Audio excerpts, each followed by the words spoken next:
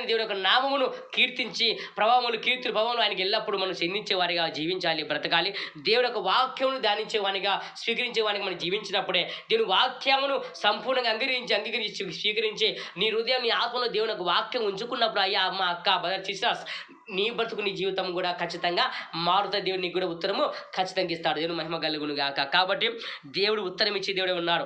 ఉత్తరం ఇచ్చేదను శ్రమలో అతనికి తోడే ఉండేదను. కాబట్టి శ్రమలో ఆయన దేవుడు తోడే ఉంటాడంట. చూడు ఎంతమంది భక్తులు బైబిల్ చూడు ఎంతమంది శ్రమలు పడయ్యారు.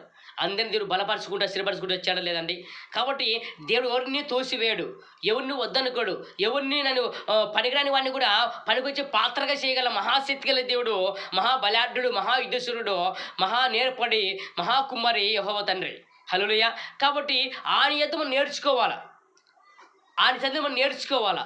అసలు అణిగి మనం జీవించడం నేర్చుకున్నప్పుడు ఆయన దేవునికి వాక్యంలో పడాలి. మనం యథార్థంగా ఉండాలా, యథార్థంగా గద్దించాలి, యథార్థంగా బుద్ధి చెప్పాలా. యథార్థంగా ఉన్నప్పుడు దేవుడు ఏం చేస్తా అంటే మనల్ని సపరేట్గా ఉన్నతమైనగా మా దేవుడు మనల్ని వాడుకుంటాడు. హల్లెలూయా. కాబట్టి దేవుని యొక్క మాటలు లోబడి నేర్చుకోవాలా. ప్రతి సేవకుడు ఎవరైనా విశ్వాసులు ప్రతి వారిని ఏ ప్రజలైనా కాబట్టి అందరికీ వర్తిస్తుంది వాక్యము. నమ్మనోళ్ళకి వర్తిస్తుంది, నమ్మనోళ్ళకి వర్తిస్తుంది. కానీ నమ్మనోళ్ళు పట్టించుకోరు, నమ్మనోళ్ళు ఖచ్చితంగా పట్టించుకోవాల్సిందే. హల్లెలూయా. వాళ్ళు పట్టించుకుని వాళ్ళ బతుకులు మారిపోతాయి. వాళ్ళకి జీవితాలు దేవుడు మార్చి వాళ్ళకి ఉత్తరం ఇచ్చి మాట్లాడి వాళ్ళ బతుకులు మార్చి ఒక ఉన్నత స్థితిలోకి దేవుడు నడిపించి